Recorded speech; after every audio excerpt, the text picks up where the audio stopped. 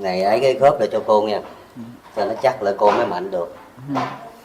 Đi cho nó không có đau nữa. Cái này là thói quá, bị chèn ép thần kinh ở trên á, nó xuống đây nè. Nó bị gì nè, Thói quá gai. bị thần kinh ngoại biên nữa.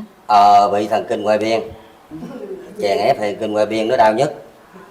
Nó giật ban đêm là nó giật cái chân nè, nó giật cái khúc này nè. Rồi nó giật luôn hả? Nó giật.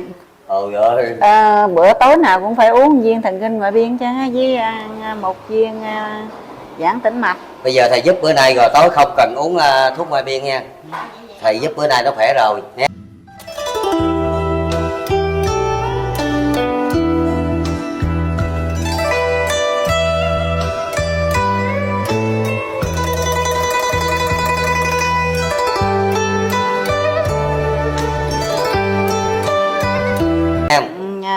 Đêm mà không uống, tôi uống đâu 4 năm rồi đó, là tối bữa nào cũng phải uống viên thần kinh ngoại biên.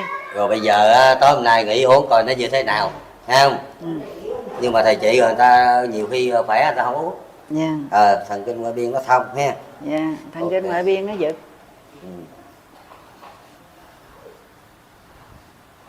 Ok, có đau không? Không có đau. Cái khớp gối nó lỏng lè mấy cha ơi, đóng là khích cái là ngon hả? Lỏng rồi. Dạ vừa lắm. Lợi bàn tay thầy là ngon, không sao. Trong người nghe nhẹ chưa? Hả? Thì nó đỡ hơn nãy. Nhẹ không? Đỡ rồi cả nhà ơi, nhẹ rồi cả nhà ơi. Chúc mừng cho cô Vân, hai cái chân nhẹ cái nữa là ngon cơm luôn.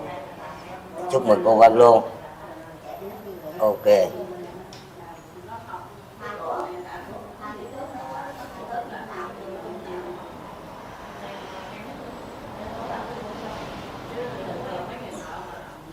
Tốt. Từ đây xuống đây đúng không? Dạ, nó tê. Đã thông xuống luôn. Khúc đó nó tê dữ lắm. Tới bàn luôn. Tới ngón luôn. Nó tê hết cái bàn giò luôn. Hết xuống dưới luôn. Từ khúc này xuống là tê cứng lâu rồi.